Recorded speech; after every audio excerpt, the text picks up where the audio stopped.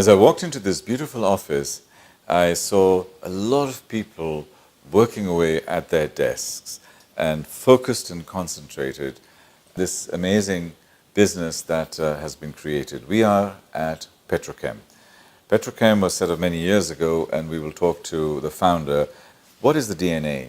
What was the genesis of this company? How did it come about? How does it grow? Where does it go into the future? What kinds of challenges and opportunities that are there with this company? We're going to be probing and sharing and understanding the core of this company, the heart of this company, and also the mind of the company. And I see it as a human being. This is Petrochem today, a leading light in the petrochemical industry, one of the leading companies in this region, and it is there at a global level. Today, we're really fortunate to have the founder, the creator, the thinker behind this great company, and in the person of Yogesh Mehta, the founder and the CEO, MD. Good to see you, Tariq. Flashback, Yogi, can we take you back to day one when the idea and the germ of the idea came into your head that you want to be in this business, in the petrochemical industry? How did that come about? Well, it came, I think you'll take me back another 40 years. I was very young, less than 18 even, when I started work with my father. My father, a PhD polymer chemist, had a small, not very flourishing chemical business, and he was into manufacturing chemicals. And I said, what the heck, I'm going to learn from him, because this was my family business. My forte was to be a salesperson, so I thought that let me go into sales. And after 2 years working with him, under him, and learning from him, I left and branched out and made my own company. And I was even less than 20 at that time. And I formed this chemical company, found one or two very gullible partners who gave me a few thousand rupees to set up my chemical business. And in that journey, I was also seeing my girlfriend, and there was a lot of pressure. This is way back and many, many years when times were more traditional and conservative. And my girlfriend's parents wanted somebody who was earning money, and I made out as if I was earning money, and started doing this chemical business. And very soon I got married to my girlfriend. And this small chemical business continued, and it actually didn't do too well. And in the coming within 2 or 3 years of my marriage, I lost all my money. I lost the money because I didn't do business the way business is done. And I was foolish and I was young, and a fool and his money are soon parted. So this is what happened. And when I was about 25, I had no money but a lovely wife. And a lot of will to survive, a lot of will to create, a lot of will to come back and succeed. But the odds were against me, or probably my time was not good. And I failed and failed.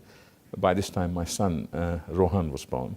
And whilst the family life flourished, my financial life was actually down in the dumps. So going back, it started when I was 18 years old. And by the time I was 28, I had finished my Indian journey of lots of learning and very poor earnings. And come 28, when I was 28 years old, I decided that I would seek my fortune elsewhere.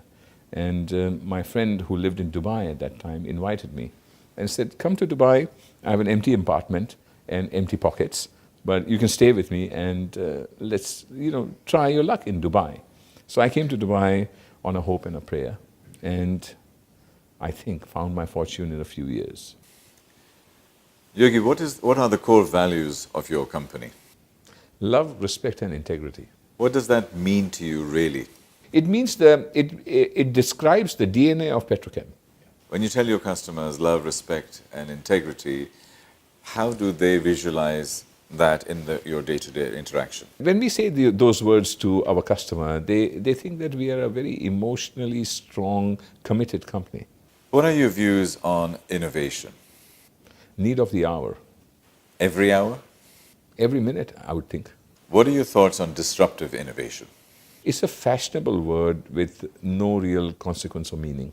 So it doesn't exist in your view? It exists because people give example of Uber as a disruptive innovation, but I think it's just a fluke. Jobs versus entrepreneurship.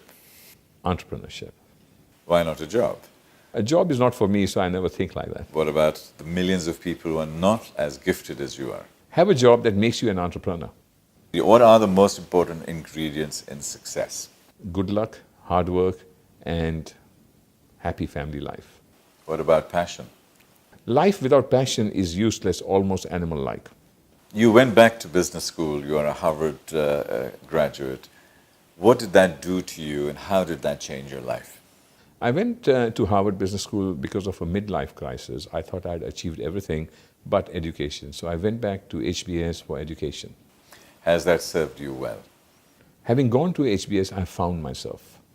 Define leadership in the simplest way that you can. I think I'm a born leader. Leadership is not for the light-hearted. I think that leadership requires great commitment and great stewardship. You have to be a born leader. What about all the leaders in your organizations? Were they all born or you helped to create them?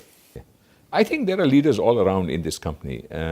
I may be a leader as a CEO, but I think that there are leaders. The guy who makes my tea, I think he's a great champion because without him, I find him every 1 hour and I need him and he delivers on time. So to me, he's a leader. And I think, you can't say that everybody's a leader. You need foot soldiers, but foot soldiers also need to be championing and need to be leading in what they do.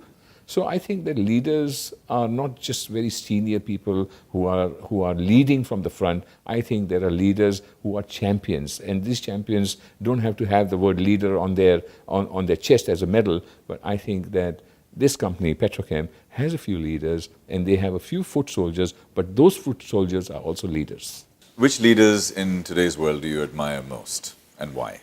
To me, a great leader should be charismatic. For example, my leader is Richard Branson. I think that I get inspired by him. Even today, I'm inspired by him, and he's a great leader. What role does family play in your life, and how can that impact your environment?